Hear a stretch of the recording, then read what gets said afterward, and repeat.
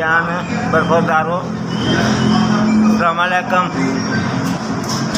मेरा नाम शेख मोहम्मद इकबाल आप अमरीक के। मैं पिछे आया था, साल हो गया। तुसी मैनू साइकिल लैके दी थी।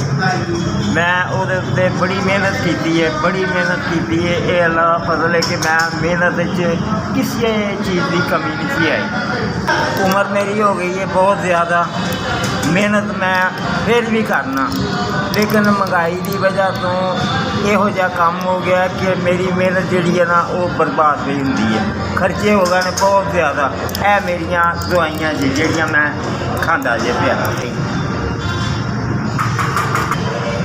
भाईजान तुसी मैनू साइकिल लैके दित्ती सी, बिस्कुट लैके दित्ते सन, तो मैं बीमारी ऐसा मुबतला होया कि मेरे को रास रकम बिल्कुल खाधी गई, बिल्कुल खाधी। वो ना मैं मेहनत भी की है, लेकिन मैं की करा, मेरे को हुण काम जिहड़ा ना बड़ा घट हुंदा ना, बड़ी मेहनत करना लेकिन वो पूरी नहीं पैंदी।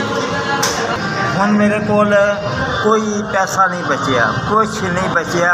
मैं बीमार हो गया जी कुछ, हाँ जी, तो मेरे को रास रकम बिल्कुल ख़त्म हो गई है।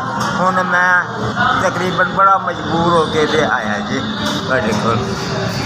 मैं शेख बरादरी हाँ, मैं मंग नहीं सकता, मैं मेहनत कर सकता जी। मैनू इन्ना को समान लै दो कि मैं मेहनत करा, तो उहदे च कुछ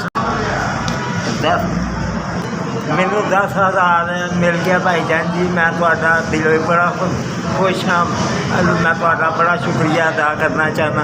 हाँ जी, अल्लाह तुहाडे ते हर तरह की रहमत करे। तुहाडे माँ बाप जिहड़े तुहाडे वड्डे ने, अल्लाह उन्हां ते भी रहमत करे।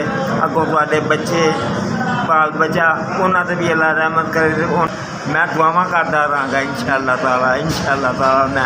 मैं बड़ा खुश होया तुहाडी इस गल ते। SVS तुसीं मैनू 10,000 बचाया, मैं तुहाडा बड़ा शुक्रगुजार हाँ।